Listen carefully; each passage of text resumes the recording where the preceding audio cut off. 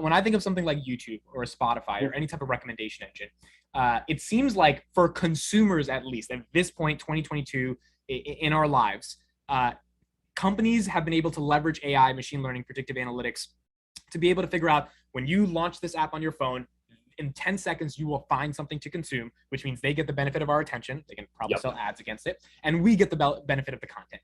It seems like AI used to simply sell advertising, or which I don't say is a negative thing, but in general, it's a pretty minute thing, is probably not the biggest use case for data analytics, machine learning. Like, can you speak to a little bit about where you think the real use cases could be a decade from now, outside of finding a better video to watch? 100%. There are so many tiers of complexity based on the levels of data that we want to connect to and understand. And I think about it oftentimes in terms of, to what degree of statistical relevance do we need in the model, right? If we're trying to predict the likelihood that you and I click on an ad, it's okay if like they're at a 52% rate. Like, hey, more often than not, they're going to click on the ad. That's a pretty good win. If we're talking about how often a critical server is going to go down based on some sort of assessment of the build and where it sits within those IoT metrics, right? The heat, et cetera, how many times it's been turned on and off, or how many pieces are running on it. That's pretty important. That could be mission critical. Where I get like just super pumped up about this stuff, and again, I'm really lucky because I get to live and breathe this, is when we start thinking about healthcare, medicine, biopharmaceuticals. That is where it's exciting. We're dealing with so many data points across so many things we oftentimes don't know. I mean, what's going on in the world today is a perfect example where love it, hate it, indifferent, whatever your stance is on COVID, vaccines, and everything else. The reality is, if you look at how fast they turned around, executable medicine against a global virus that came from nowhere, essentially, that is only with the power of extensive and real-time data prep. Yeah. And what we're seeing is even the commercialization of that, where now we need to have the ability to figure out, tracking, tracking against who could have had it, who was near someone. I have kids in school. We get an email every single day basically saying like, hey, there's a close contact, here's what to look out for, et cetera.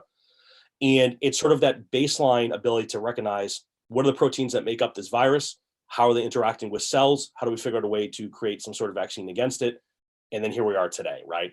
And I think that this is where we're going to get really, really deep in the future of, maybe I can throw something on my arm that's going to detect my likelihood of having a heart attack in the next 30 days, right? Or really looking at cancer research or blindness or dementia or any of these things that like have really blown our minds and not gotten us there. The other piece to me that's equally as big, well, really two things, is I think coming at it from the environmental and energy impact is how do we optimize and create better systematic approaches and really, really go deep into understanding what can we do to generate more energy and more scale, but at less cost and less risk to all of us on the planet, right? Like if you go back 30, 40, 50 years, nuclear power was going to be the thing. Who even talks about that anymore? Yeah. Right? I mean, I can't even tell you last time someone said, hey, they're going to open up a new nuclear plant. No.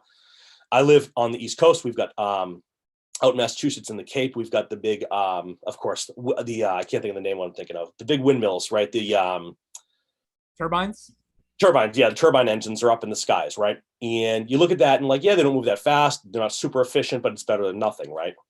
We're seeing solar farms start to open up in my neck of the woods, but it's not very efficient because then they have to move the power over long distances. And we're seeing this in New York. There's actually something on Bloomberg the other day where they're building this massive solar site, and they're going to have it piped directly into New York City. But again, it's a scale problem. Only data and only data at scale can solve for this. The other thing that ties into all of this is also like when we look at our food industry, right? I did a video like months back on what I thought the next $1 trillion industries were going to be. And I was really focused on like biopharma, agriculture, and energy, because those are things that we simply just do not have answers for, even though we think we do.